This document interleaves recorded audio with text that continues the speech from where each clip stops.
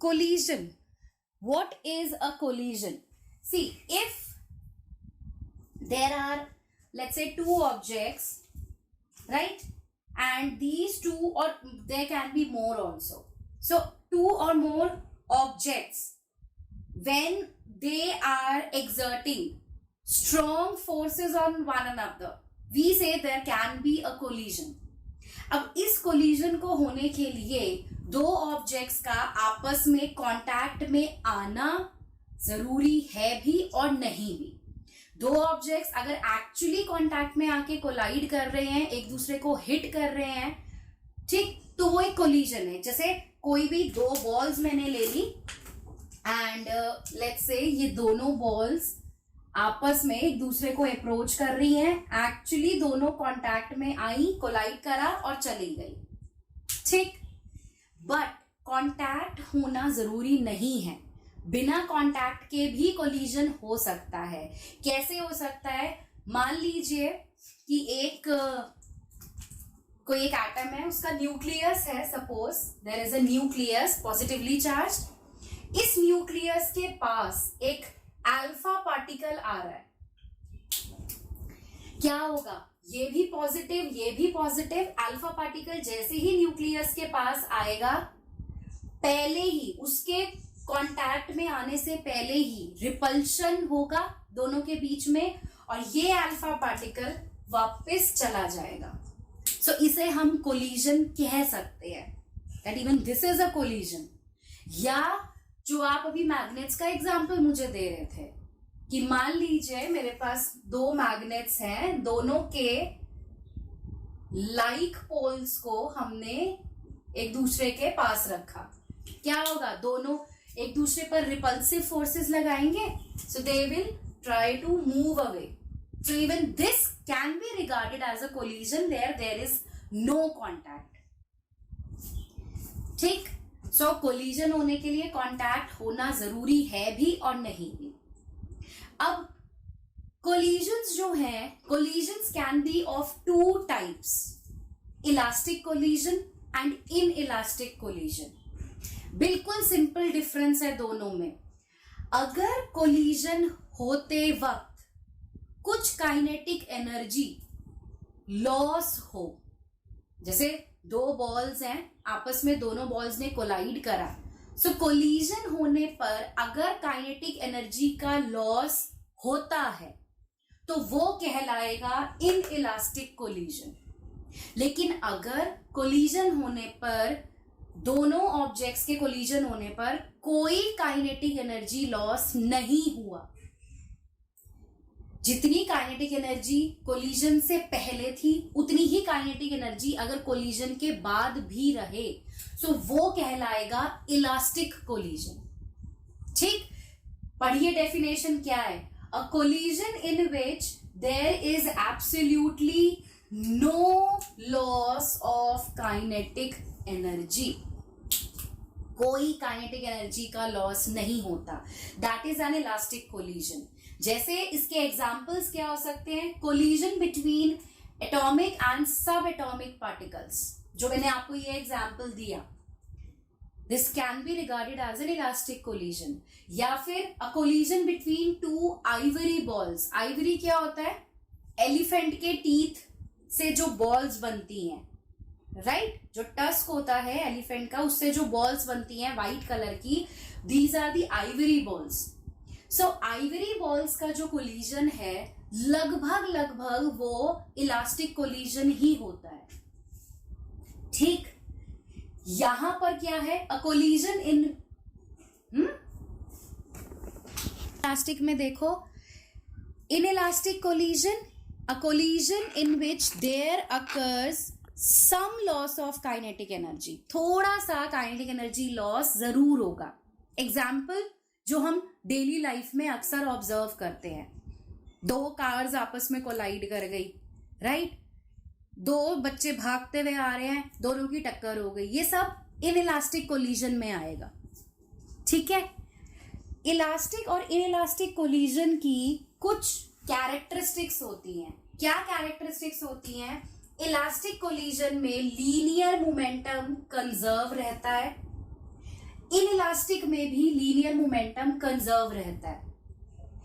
Elastic में जो total energy है सिस्टम की, टोटल एनर्जी से मतलब है kinetic plus potential, the total energy, mechanical energy, that is conserved.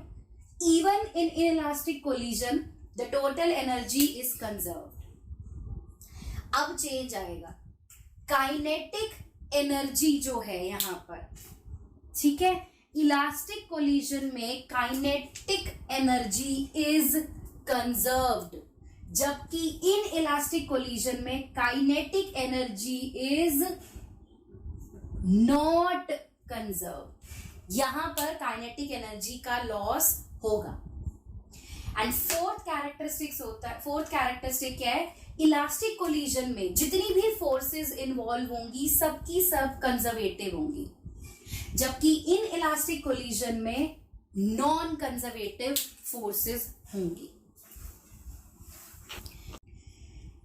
Elastic collision in one dimension. How we can understand this?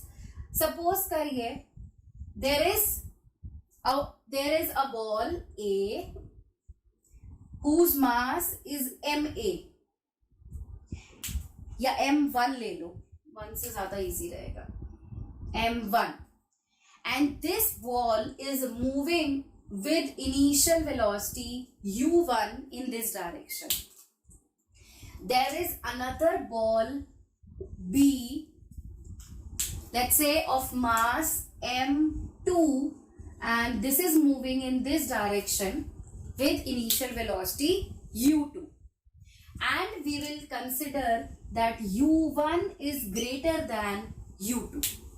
मतलब दो बॉल्स हैं, दोनों सेम स्ट्रेट लाइन में जा रही हैं। इस बॉल की इनिशियल वेलोसिटी बी के कंपैरिजन में ज्यादा है, तो जब इसकी वेलोसिटी इससे ज्यादा है तो ये पीछे से आकर जोर से इस बी बॉल को हिट करेगी। यस और नो? ये सिचुएशन है आपकी बिफोर कोलिजन। सिंस ए बॉल की इनिशियल वेलोसिटी बी के कंपैरिजन में ज्यादा है तो ए बॉल जोर से आकर बी बॉल को हिट करेगी। So let's say A and B, इस तरीके से कोलिजन हुआ, ठीक। So this is during collision.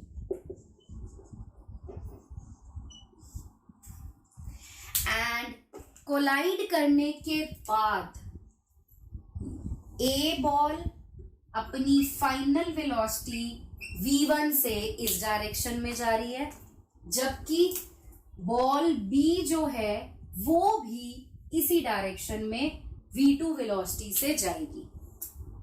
And here after collision, this is the situation of after collision. Here also, अब पहले u1 u2 से ज्यादा था, कोलाइड करने के बाद v2 v1 से ज्यादा होगा, ठीक है। ये अभी आपको नजर आ जाएगा डेरिवेशन में। तो ये सिचुएशन हमें गिवन है। There are two balls A and B of masses m1 and m2 respectively. Both of them are moving in same straight line with initial velocities u1 and u2 respectively. u1 u2 से ज्यादा है, so a ball b ball को पीछे से आके hit करेगी, they will collide. Collision के बाद दोनों बॉल्स अपने अपने सीधे रास्ते पर ही चलते जाएंगे अपनी अपनी फाइनल वेलोसिटीज के साथ, ठीक। This is the situation given. u1 and u2 initial velocities हैं a और b की, right. So relative velocity of approach, u1 initial velocity है a की, u2 इनिशियल वेलोसिटी है b की। So relative velocity of approach मतलब दोनों balls कितनी रिलेटिव वेलोसिटी से एक दूसरे को अप्रोच कर रही हैं, वो होगा u1 minus u2। Relative velocity का यही फॉर्मूला है ना, vab is equal to va minus vb, जब सेम डायरेक्शन में ऑब्जेक्ट्स मूव कर रहे हैं। यहां पर balls A and B same direction में u1 और u2 वेलोसिटी से मूव कर रही हैं, सो रिलेटिव वेलोसिटी हो गई u1 माइनस u2 एंड इतनी वेलोसिटी से एक दूसरे को अप्रोच कर रही हैं, इसीलिए रिलेटिव वेलोसिटी ऑफ अप्रोच हमने नाम रखा है। ठीक, इसी तरीके से रिलेटिव वेलोसिटी ऑफ सेपरेशन, अब v1 और v2 फाइनल वेलोसिटीज हैं जिससे ये दोनों अलग होने के बाद अपना अपना मूव कर रही हैं, so relative velocity of separation बन जाएगा v2 माइनस v1, बिकॉज हमने v2 को v1 के कंपैरिजन में ज्यादा लिया है। ठीक, नाउ अब हम सिचुएशंस कंसिडर करते हैं। फर्स्ट, इलास्टिक कोलिजन में क्या होता है, linear momentum is conserve, right? So we will take this case, linear momentum is conserved, correct? So linear momentum conserved होने की वजह से हम सिचुएशन लिख सकते हैं कि इनिशियल मोमेंटम और फाइनल मोमेंटम सेम है, yes or no? Initial and final momentum they are same. So initial momentum होगा m1 u1 plus m2 u2, correct? m1 u1 plus m2 u2 ये टोटल इनिशियल मोमेंटम है। Final momentum क्या होगा, m1 v1 plus m2 v2, total final momentum, और ये दोनों क्या होंगे, सेम होंगे। ये फॉर्मूला तो 9th में भी पढ़ा था, करेक्ट? और यहां से अब हम क्या कर सकते हैं, आप यहां से m2 और m1 वाली टर्म्स को एक साइड पर ले जाओ। ठीक, सो ये m2 को मैं यहां ला रही हूं, m1 को यहां ला रही हूं, तो ये बन जाएगा m1 into u1 minus v1, this is equal to m2 into v2 minus u2, correct? Now second situation क्या होती है, kinetic energy is conserved, right? Elastic collision में काइनेटिक एनर्जी भी कंजर्व रहती है, that means total initial kinetic energy will be half m1 u1 square plus half m2 u2 square। ये A ball की initial kinetic energy हो गई, ये B ball की इनिशियल काइनेटिक एनर्जी हो गई। This is equal to half m1 v1 square plus half m2 v2 square, correct? Ball A की final kinetic energy और ये है बॉल B की फाइनल काइनेटिक एनर्जी, क्लियर? ये भी कंजर्व है। तो यहां से हाफ सब कैंसिल हो गए, क्या बचा हमारे पास, m1 u1 square plus m2 u2 square is equal to m1 v1 square plus m2 v2 square. जैसे यहां पर m1 और m2 को एक साइड करा, यहां पे भी हम सेम कर सकते हैं, m1 को इधर ले आइए, तो ये बन गया m1 into u1 square minus v1 square, this is equal to ये m2 इधर ले जाइए, सो m2 into v2 square minus u2 square. ठीक, ये दो इक्वेशंस आ गई अब हमारे पास। Let's say this is equation number 1 and this is equation number 2। ठीक, एक इक्वेशन लीनियर मोमेंटम कंजर्व करके आई, दूसरी इक्वेशन काइनेटिक एनर्जी कंजर्व करके आई। Now we will divide equation number 2 with equation number 1। समझ आया? Divide equation number 2 with equation number 1।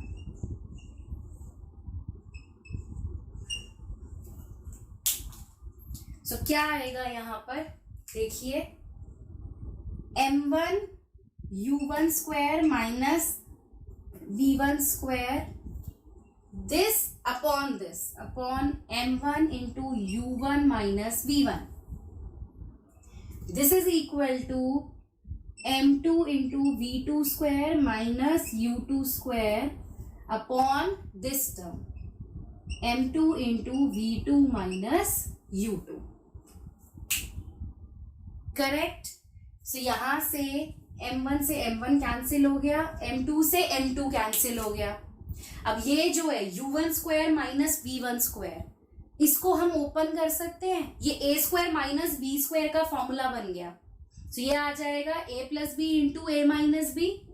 सो ये हमारा बन गया u1 plus v1 into u1 minus v1 upon u1 minus v1.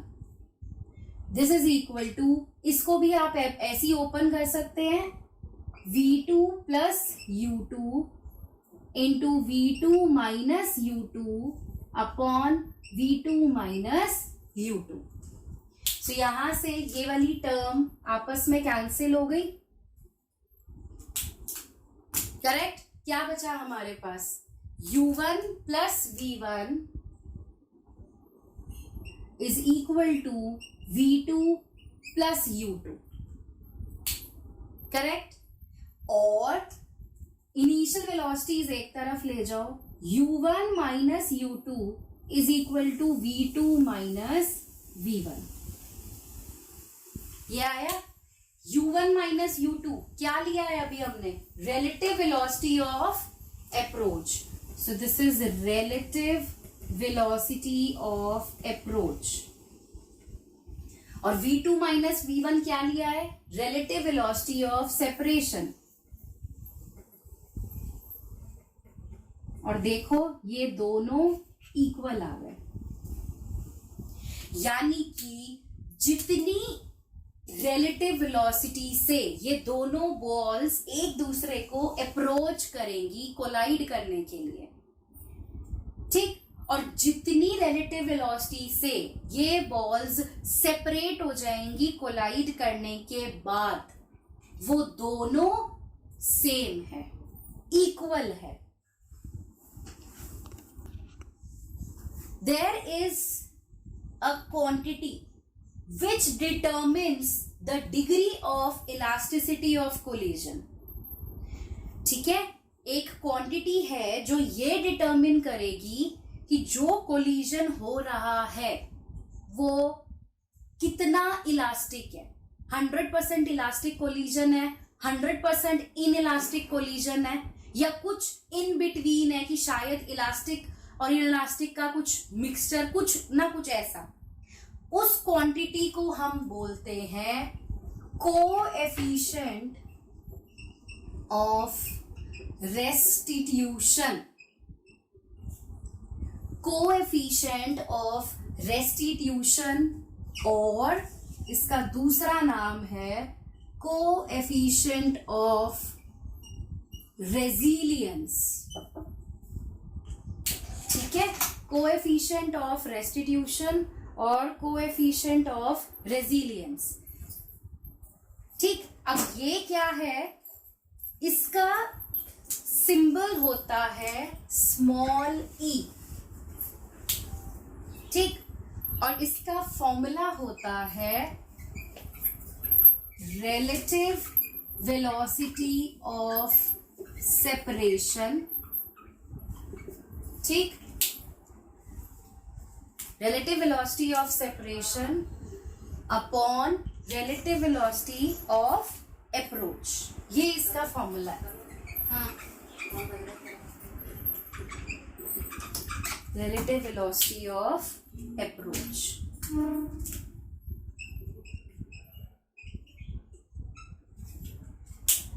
ठीक. So coefficient of restitution denoted by letter small e. This is relative velocity of separation upon relative velocity of approach. ये formula है इसका. ठीक. अब देखो elastic collision के लिए अगर हम बोले, इलास्टिक कोलिजन में मैं अगर फॉर्मूला लगाऊं रिलेटिव वेलोसिटी ऑफ सेपरेशन, वो बना v2 minus v1 upon relative velocity of approach is u1 minus u2. ठीक.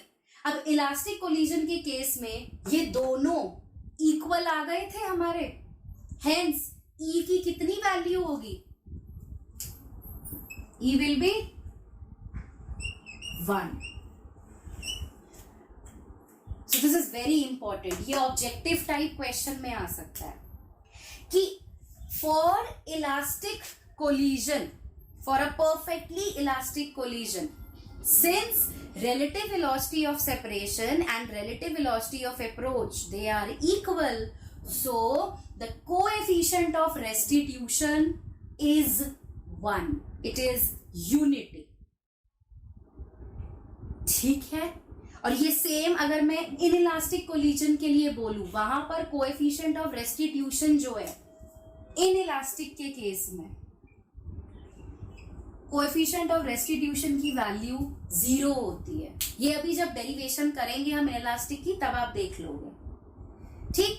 और बाकी जितने भी दूसरे कोलिजन्स हैं, for other collisions,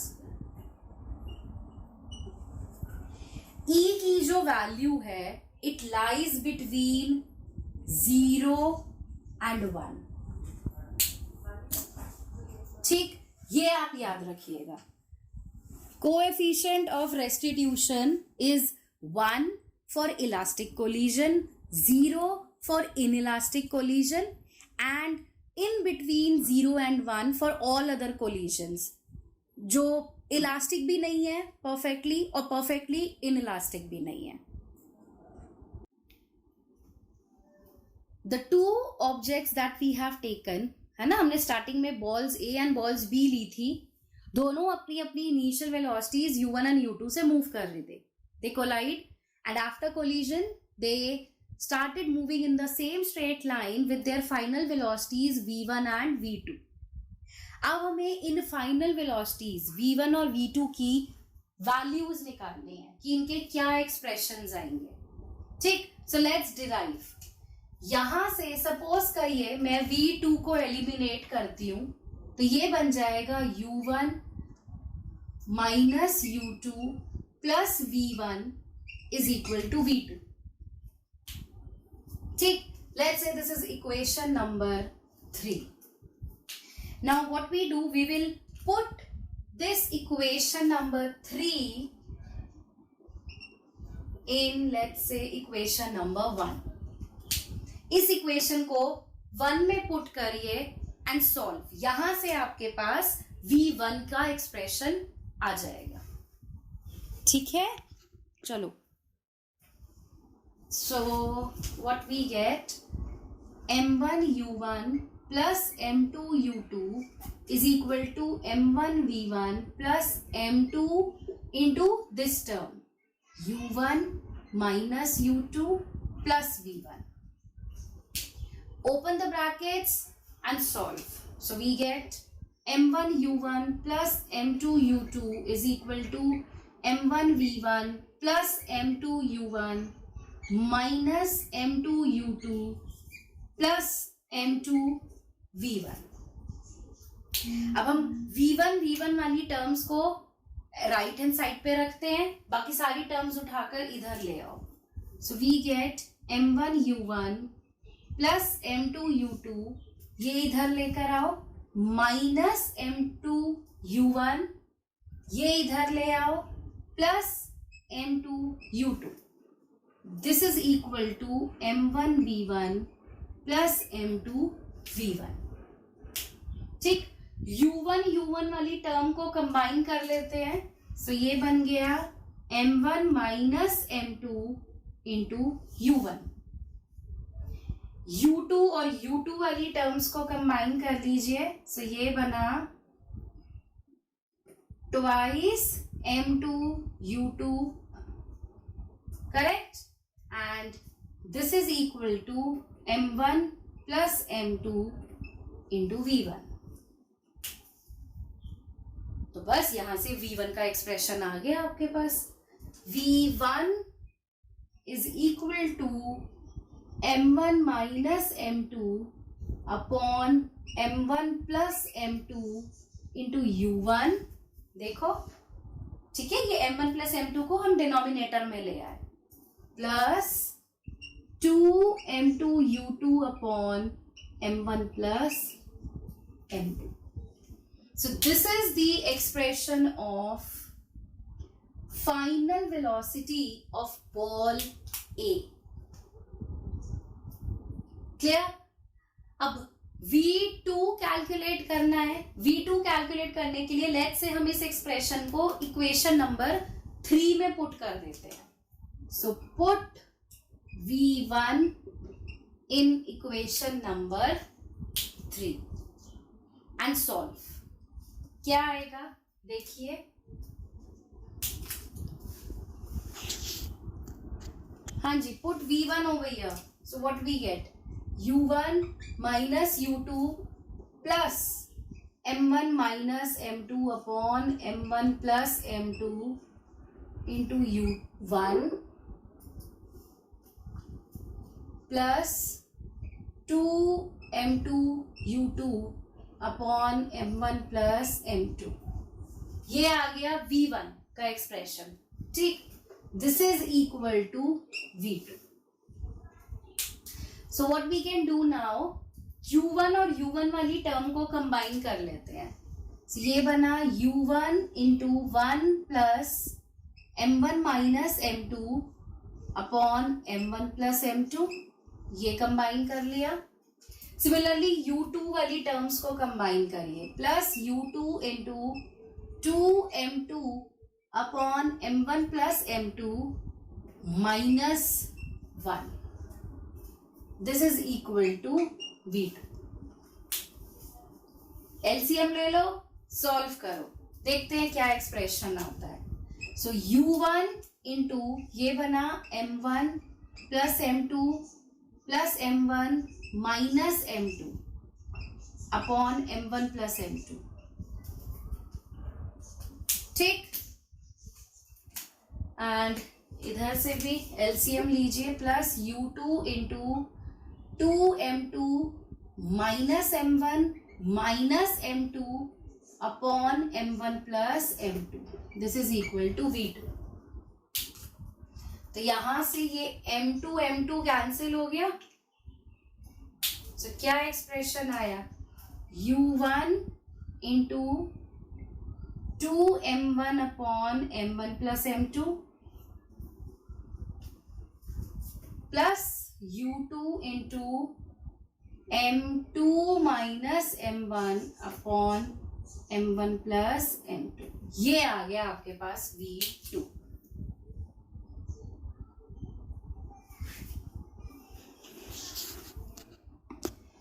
Now first particular case that we have to take is when the masses of the two bodies are equal. That means M1 and M2 they are same. Let's say इसको हम M put करते हैं.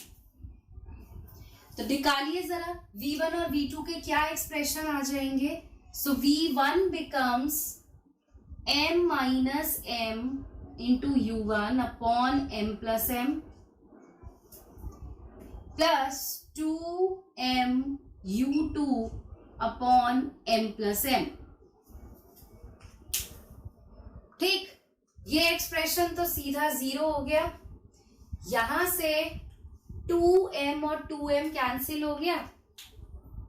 तो हमारे पास ये आ गया V1 is equal to U2.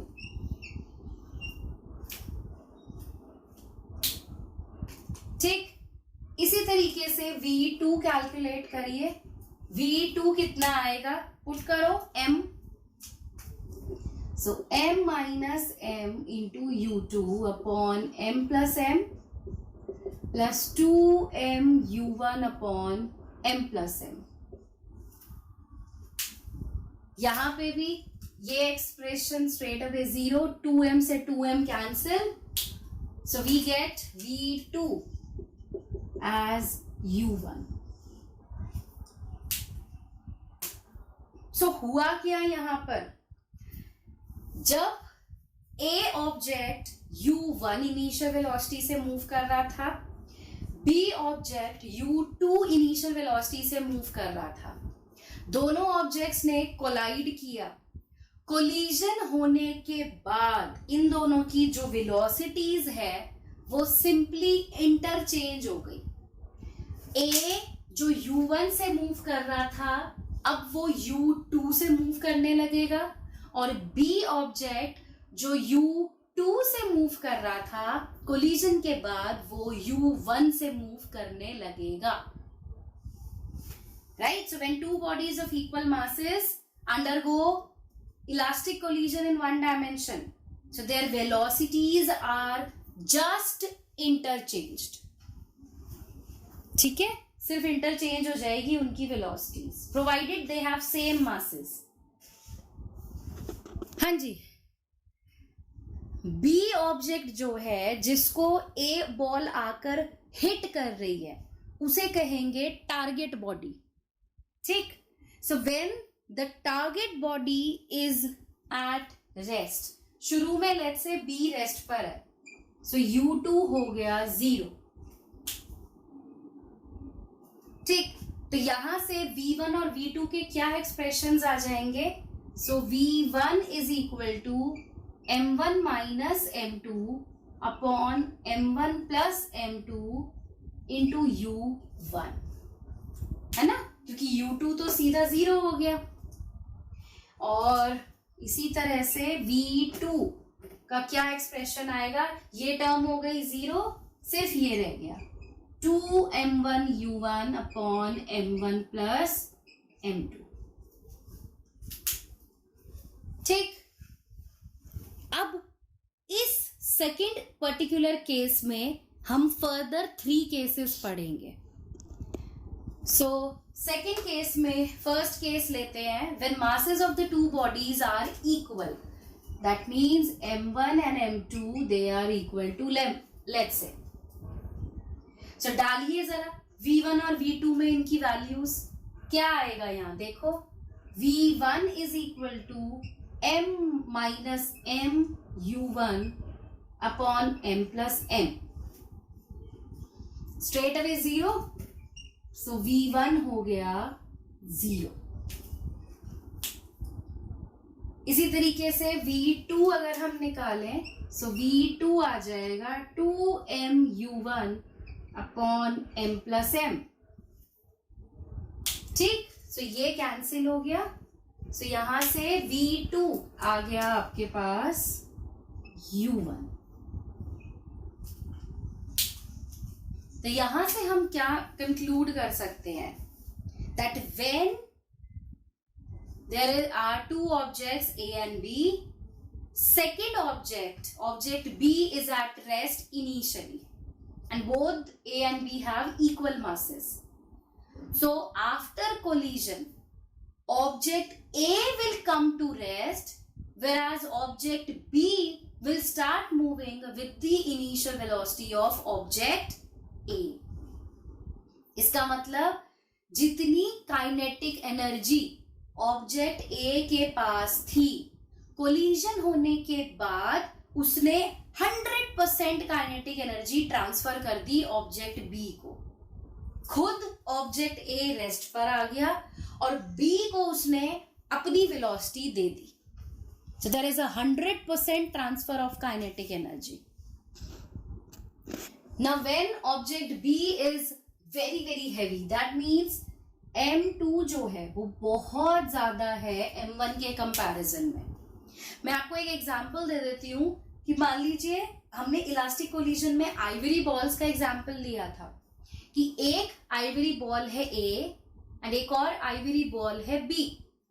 ठीक है, B वाली जो आइवरी बॉल है that is very huge as compare to first, और सेकंड वाली आइवरी बॉल रेस्ट पर है। जैसे मान लीजिए ये A है, ये B है और ये रेस्ट पर है। ठीक, और ये अपनी इनिशियल वेलोसिटी u1 से मूव करके आ रही है। सो इस सिचुएशन में क्या होगा?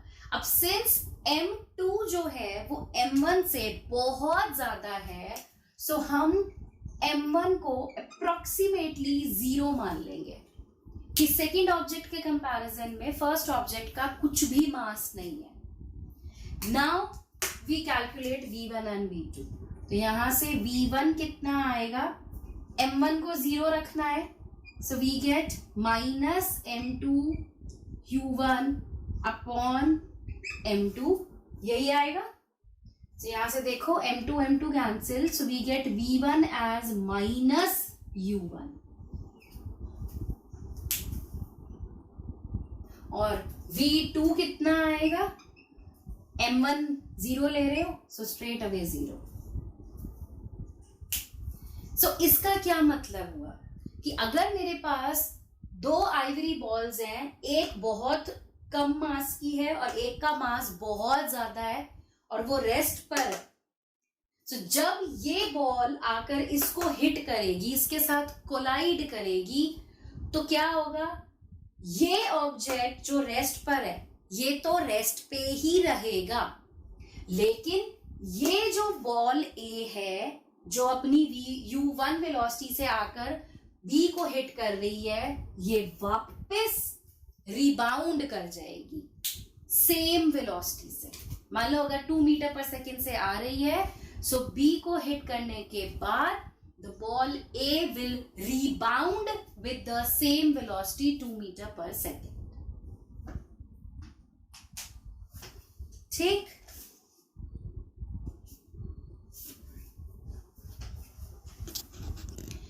अब अगर जो ऑब्जेक्ट B है जो रेस्ट पर है, अब अगर उसका मास नेग्लिजिबल हो जाए, दैट मीन्स M2 जो है that is very very less as compare to M1, यानी कि अब A ऑब्जेक्ट बहुत बड़ा है और B ऑब्जेक्ट छोटा सा है जो रेस्ट पर है।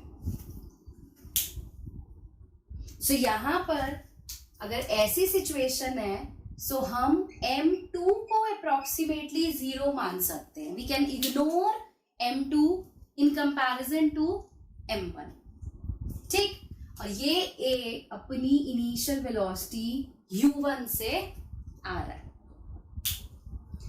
पुट करिए M2 को 0, क्या आएगा V1, so V1 is equal to M1 U1 upon M1, right. So ये कैंसिल हुआ, we get V1 as U1।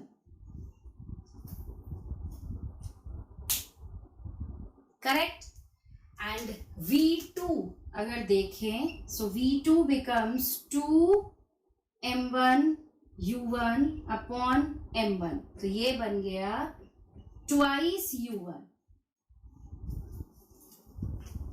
यानी कि अगर ऐसी सिचुएशन हो that when a heavy body A undergoes elastic collision with a light body B which is at rest, then the body A will keeps on moving with the same velocity U1। A तो उतनी ही velocity से move करता जाएगा, but body B will start moving with double the initial velocity of A। जब ये इसको hit करेगा तो ये तो अपनी ही इनिशियल वेलोसिटी से चलता जाएगा, लेकिन B ऑब्जेक्ट जो है जो रेस्ट पर था वो अब ट्वाइस U1 से मूव करेगा। क्या कह रहा है, 2 ball bearings of mass M each moving in opposite directions with equal speeds V collide head on with each other।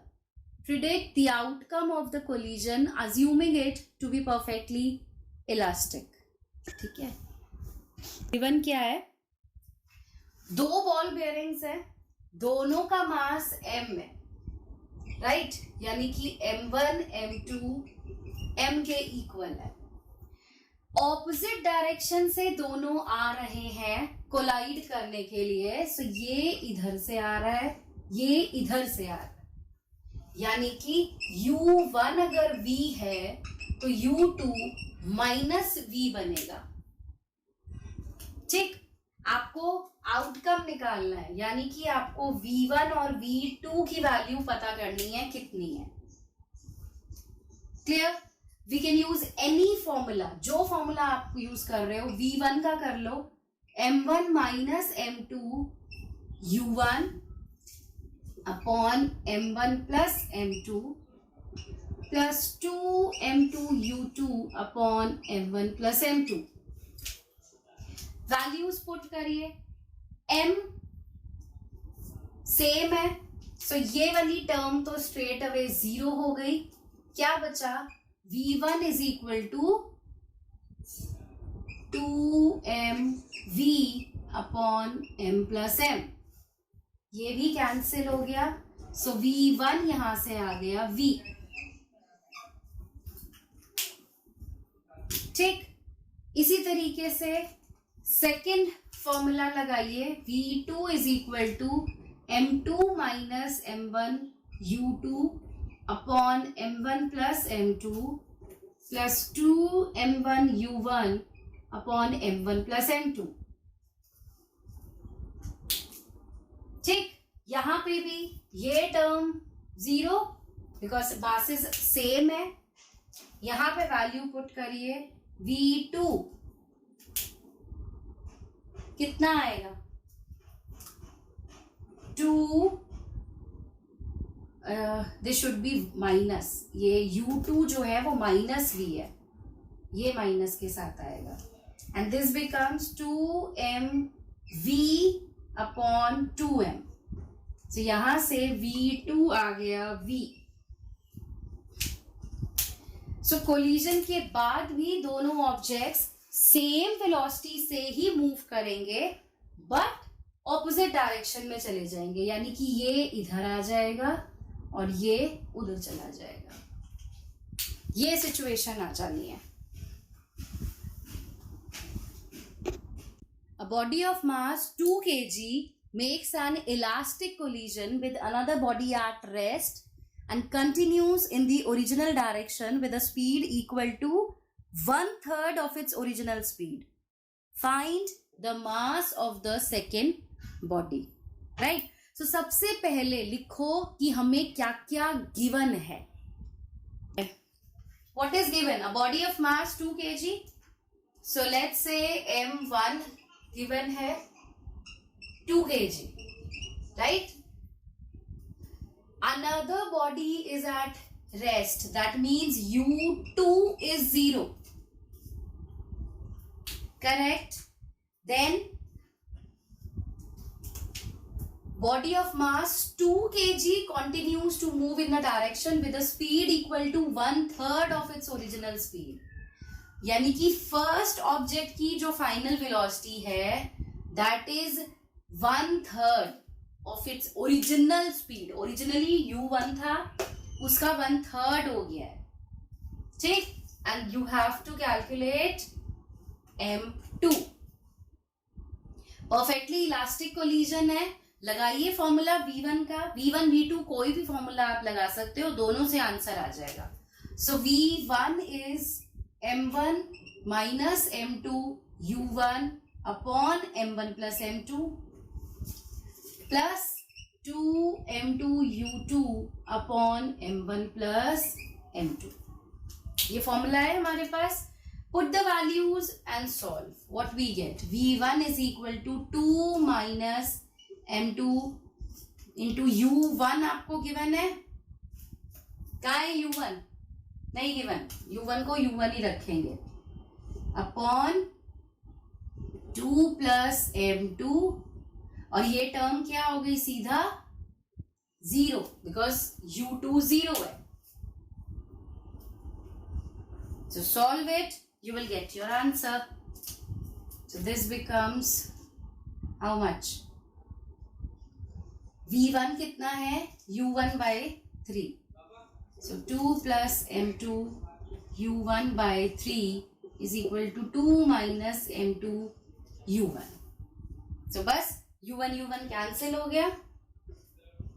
You can simplify 2 plus m2 is equal to 3 into 2 minus m2. So we get 2 plus m2 is equal to 6 minus 3m2. इधर ले आओ, तो ये बन गया 4m2 is equal to 4 और m2 is equal to 1 kg.